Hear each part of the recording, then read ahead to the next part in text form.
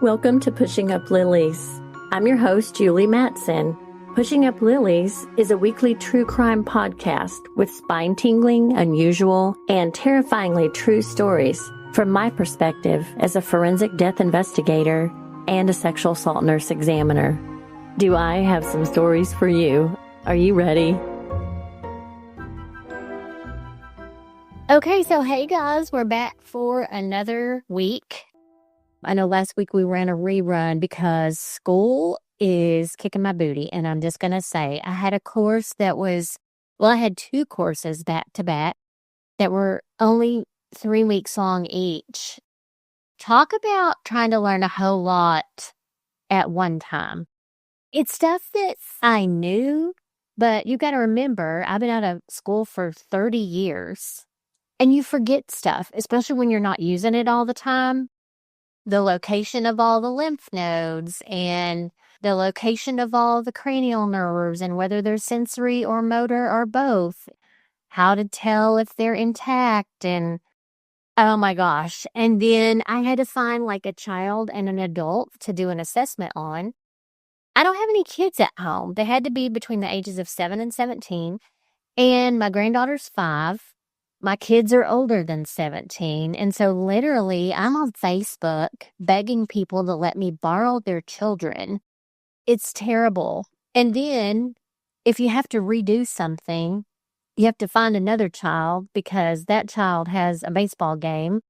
So this assignment for the adult class that I just finished, I was able to use my husband, but he travels some, so he's not always here to be available at my beck and call, and it is kind of asking a lot of people to give you an hour and a half of their time on a weeknight or even on a weekend to try to get an assignment done. I have to say I'm super, super thankful that those 2 classes are over. My next class started yesterday. I just downloaded my audiobooks last night. I haven't started my assignment, but my first assignments are due tomorrow night. Anyway, there's not a lot of time between classes. I love that it's accelerated. And, I complained when I first registered because I was mad that I could only take 1 class at a time. No. Are you kidding me? Like, there is no way that I would be able to take 2 classes at once. Absolutely no way. They're just too compressed. And I love that because I'll get out sooner. But oh my gosh. This week has been kind of rough. I actually lost a friend of mine. She had a massive heart attack. Her name is Sandra. She was 62 years old. And I knew something was wrong when I got a call from her daughter-in-law. And the first thing she said when I answered the phone, I didn't recognize the number because we met, but we don't talk frequently. But she called and she said, "Are you driving?" And I knew immediately that something had happened because I've said that to people before when I call to make a death notification. When she asked me that, I automatically said, "What happened?" And she said, "Are you by yourself?" And again, I'm like, "Oh, what happened? Just tell me." Like, this is what I say to people when I call to tell them someone passed away. And so she told me that my friend Sandra had passed away of what they thought was a massive heart attack. And I guess as a death investigator, we deliver the news all the time. But we also do have family members and loved ones that pass away. And I think that makes us better at our jobs because I truly think that just being reminded of what it's like to be on the other end of that phone call is sometimes a good thing. We do not like to call people to notify them of a death, but many times we don't have an address and all we have is a phone number. And we know that as a parent or as a relative or even as a really close friend, I would want to know as quickly as possible. Agreed that a phone call is not the best way to do it, but like I said many times, it's our only choice.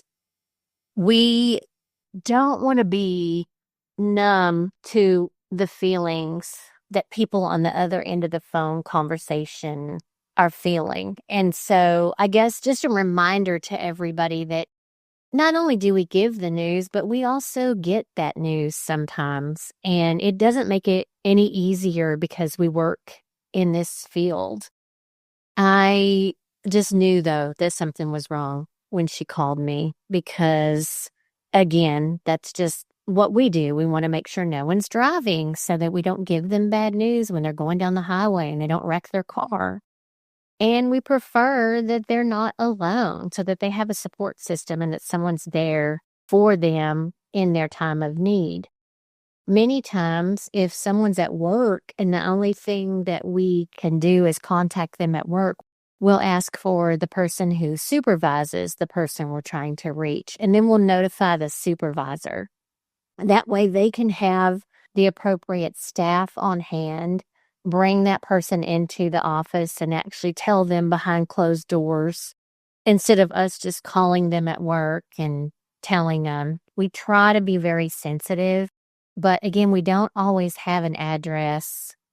Sometimes we don't have a phone number. And so sometimes it's days before we're able to notify anybody.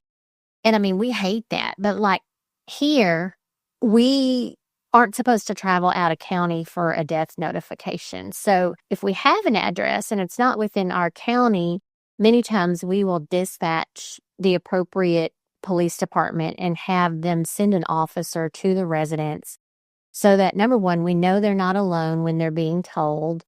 Many times the officer won't tell them, they want us to, so they'll make the phone call for them, and then we'll give them the news while the officer is there. So we try to be very thoughtful of what is going on at the time the phone conversation takes place.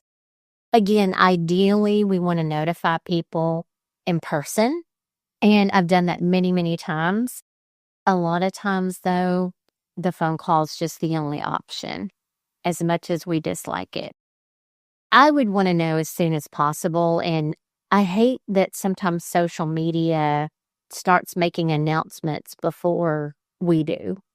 I don't want somebody to see their loved one's car mangled in a Facebook post and find out that way. To me, that's even more disrespectful. I would rather call you and at least let you know over the phone so that you're not caught off guard by a Facebook post or an Instagram post or a phone call from somebody that says, hey, I just saw a wrecked car on the corner of Main and Highway 35. It looked like your daughter's. Was that her? Is she okay? I mean, that would be even worse.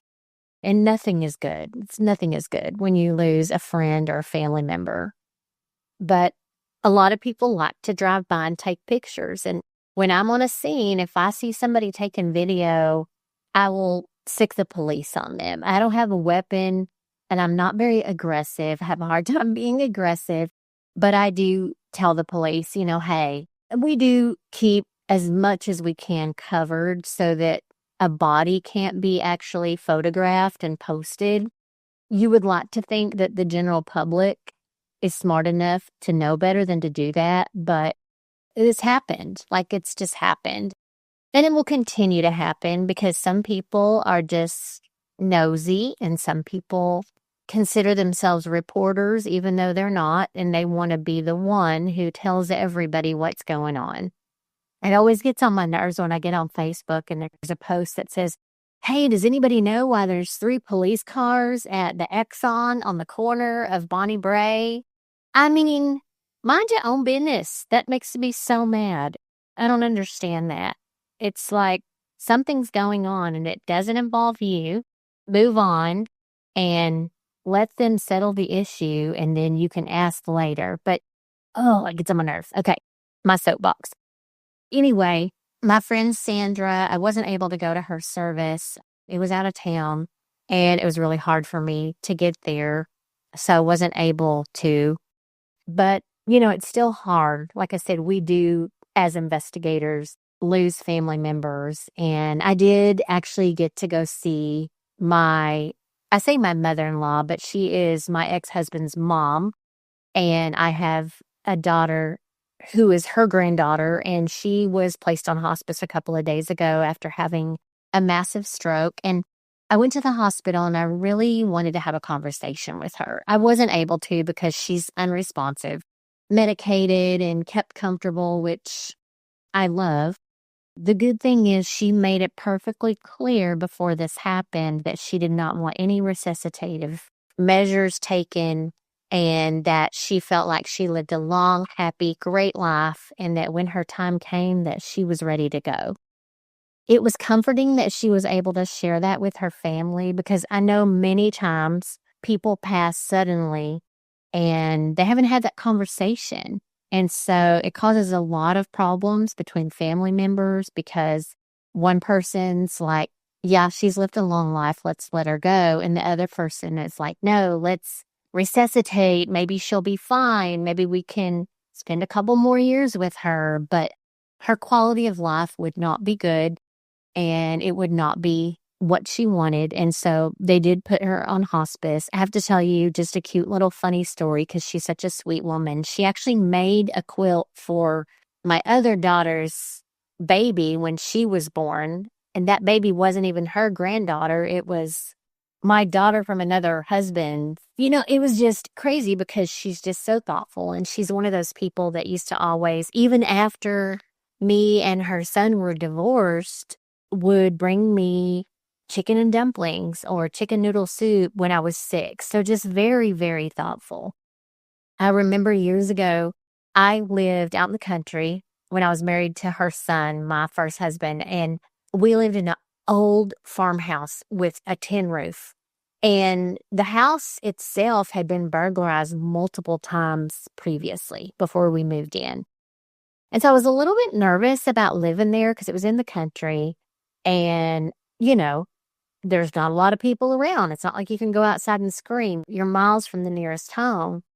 Anyway, she lived down the road, and my husband at the time worked nights, and I was 21 years old and 8 months pregnant, and I hear this loud noise on our tin roof. Loud noise, and I'm scared to death. I'm convinced that there's a mountain lion that's going to come down a chimney and attack me. I don't know. You always picture the worst thing possible. So I call her and I'm like, I think somebody's trying to break in. Like, I keep hearing really loud noises. Well, come to find out, there was a horse apple. I don't know if y'all know what horse apples are. They don't have them everywhere, I don't guess, but there was a horse apple tree over our house, and it was dropping these big, huge horse apples onto our tin roof, and they were rolling off, and it was super loud. Almost sounded like a thunderstorm when more than one would fall at a time. So anyway, Texima, who is this sweet lady, I called her, and of course she was to my rescue, drove her car down the road, got out of her car with a shotgun. She had on her robe, and she said, "Get in the car, little girl." And of course I took off running out there with nothing in my hand, just scared to death, and got in her car, and she took me to her house and let me spend the night there until the next morning. But just completely like no fear, shows up with a shotgun. And I was just like, that's the kind of mother-in-law you want to have. Somebody that's just going to have your back and is worried about you and will rescue you like that. Pray for her for me, and that she doesn't suffer. So she is currently on hospice. Again, just my point that I was trying to tell y'all earlier. We lose people too. And so that helps us to kind of stay humble and realize how distressing the news is. And I just think it makes us better at our job. I want to talk to y'all about a little story. This story just absolutely blows my mind. I do not know how this happened, and it makes me mad. And if I was a family member, I would be irate, and I would do everything I could to get this changed. But Stephanie Diane Dowells died of strangulation during an overnight visit with her husband at Mule Creek State Prison in Ione, California. This happened on November 13th of 2024.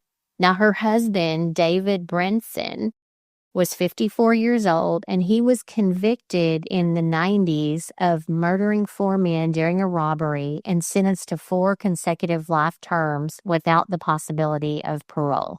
So this guy's murdered 4 people, and all of a sudden during an overnight visit with him at the prison, his wife is dead. This had happened before in July of the same year, and this was not Brinson, but another inmate strangled a family member. Tanya Thomas, 47, was also strangled during a family visit with an inmate in July of 2024, right before this happened in November. So it's like, hello, what safety measures were put into place? None, because it happened again. There were no safety measures put into place.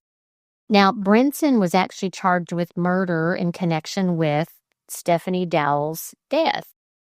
While they were alone, Brinson called prison officials in the early hours of November 13th, claiming that she had passed out. Now, Dowell's son, Armand Torres, was confused because apparently Brinson kept changing his account of the events leading to his mother's death. And also, despite arguments between his mother and Brinson, Torres tried to remain supportive of their relationship. And how many times, has that taken place? I mean, I know that when I was single and dating, my kids could not have possibly liked everyone that I dated. But if they knew that I liked them, they tried to like them, and they tried to be supportive, and they tried to be okay with their mom dating. But they're going to be very critical of any guy that their mom dates that's not their dad. But also, they want what's best for their mom. And if they see something in a relationship that they don't like, they're going to stand up for them. Now, Dowells was a hairdresser, and she met Brinson back in 1996.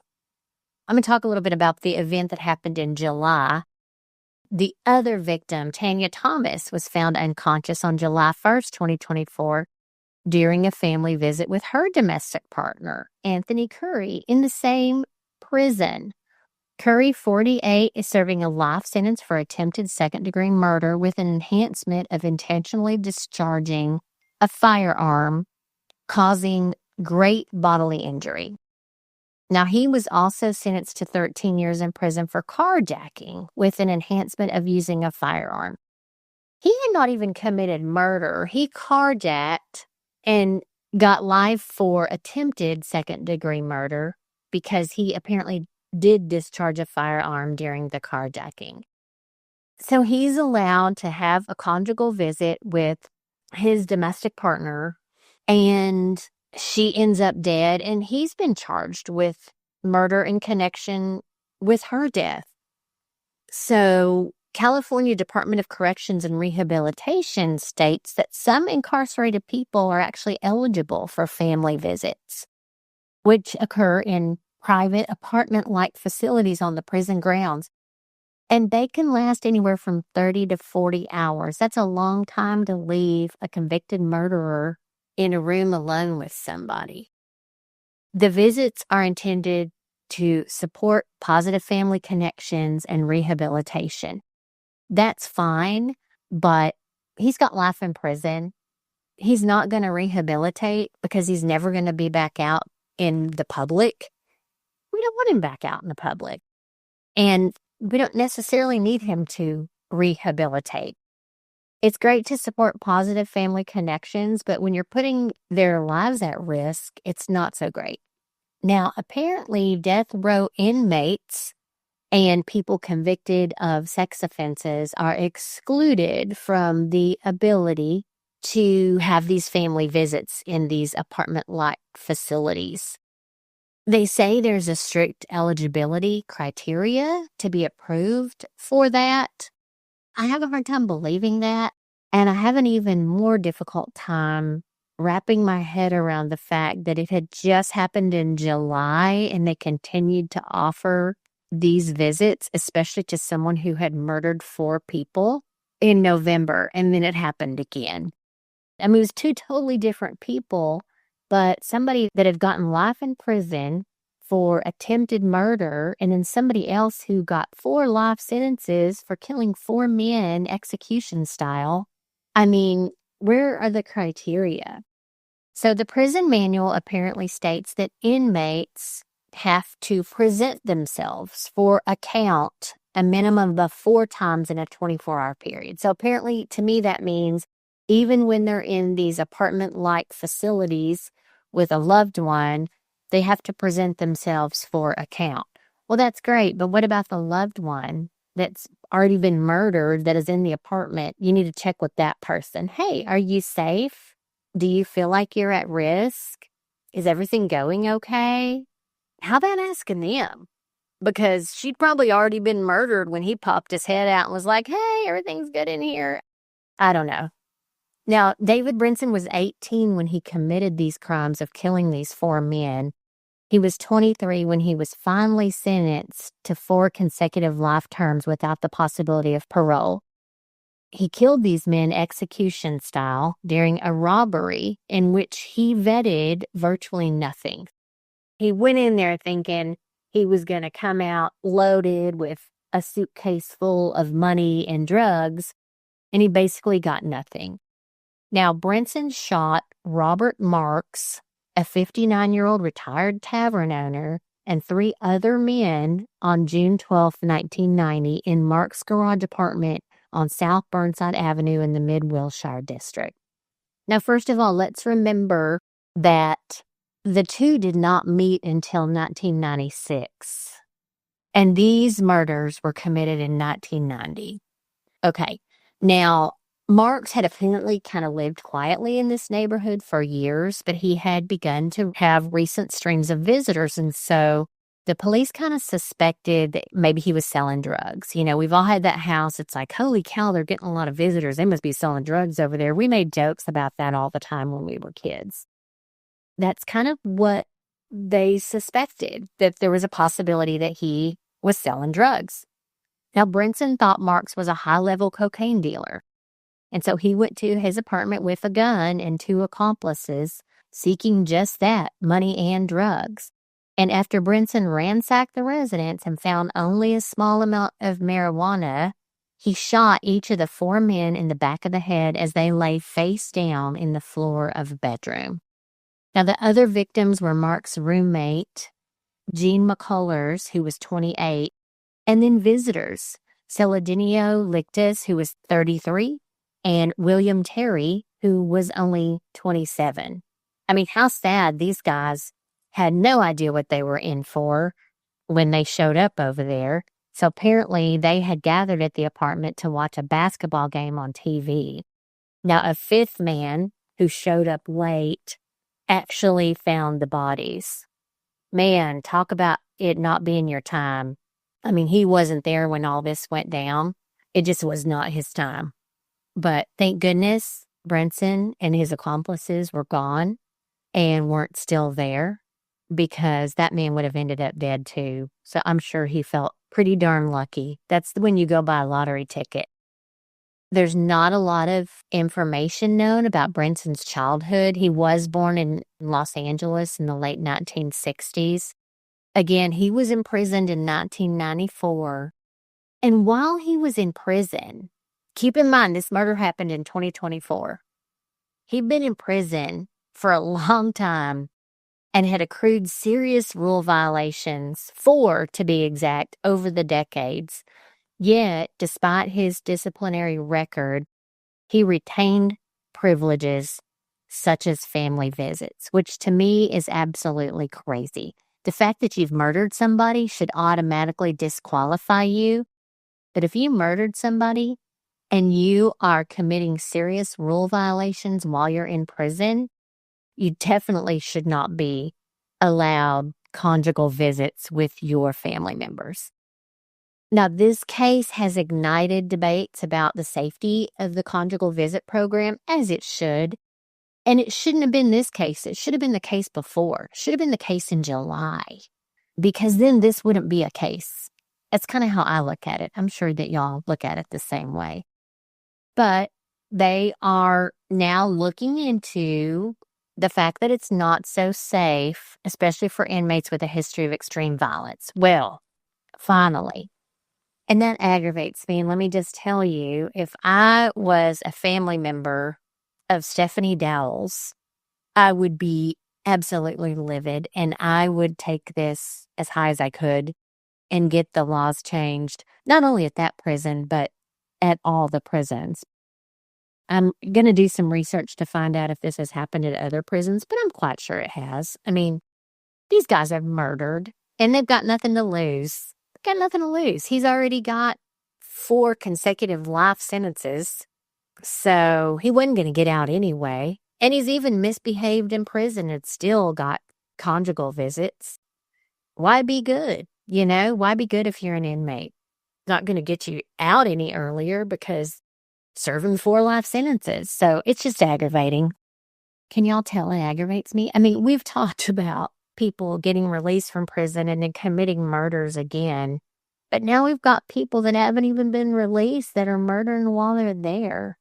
And I know we've had inmates that have murdered jailers, and, it's just ridiculous. It's so aggravating. But again, these guys, nothing to lose. They're already there. They're getting 3 hot meals a day and a place to sleep, and they can just keep on killing while they're behind bars. How convenient. Anyway, don't get me on my soapbox. Wanted to tell y'all, I got my subscription boxes in. I have ordered 30 for the very first box that will be available.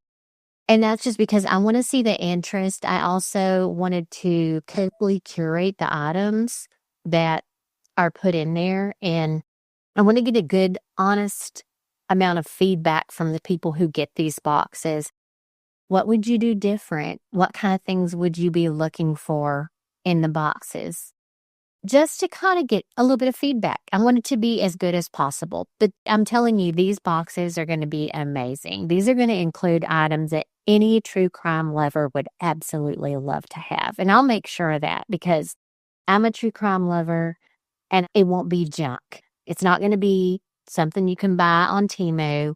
It's not going to be something you can buy on Shein. These are going to be good quality items that if you're a true crime lover, you would love to have in your home and add to your collection.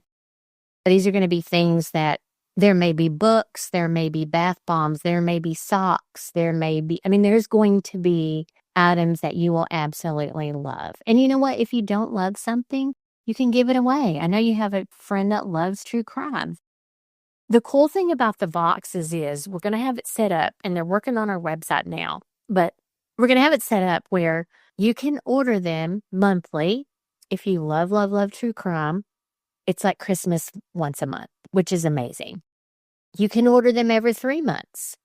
You can do it every 6 months so that you just get 2 a year. We will also have it where you can order a box for someone like one time on their birthday. And that's a great gift if you know that your friend loves true crime. Also, we are going to have specialty boxes for Valentine's Day, My Bloody Valentine. I know you have a boyfriend or a girlfriend that loves true crime, that stays up all night watching forensic files because it relaxes them when they're trying to go to sleep. I know you do. This would be a perfect gift for those people, men and women. And then also we'll have a Christmas box. So we'll have specialty boxes that are available during certain holidays. When you want to give a gift, but you just don't know what, if they love true crime, these boxes will be an amazing gift. And you know what? If it turns out that they become a subscriber, then that's even more amazing. We really want to roll this out with the red carpet on the floor. We want you to love it, and we're going to do our best to make it the best that we can. If you are interested, don't forget, email me, Julie at pushinguplilies.com. And then also, you can private message me on Facebook. I can guarantee you that every message you send me will be answered by me. I don't use bots. I don't use AI. I don't have people hired to do that for me. It's me. And so I do get a lot of messages, which I very much appreciate, from people who are interested in a forensic career, who are reaching out to me to get information. And I am more than willing to share all the information I have.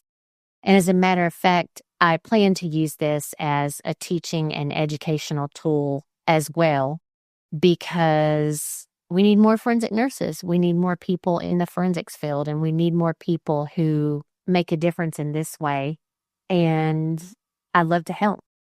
Anyway, I hope that y'all have an amazing week. It has been so freaking windy in Texas. I don't know if it's windy where you're at, but good Lord.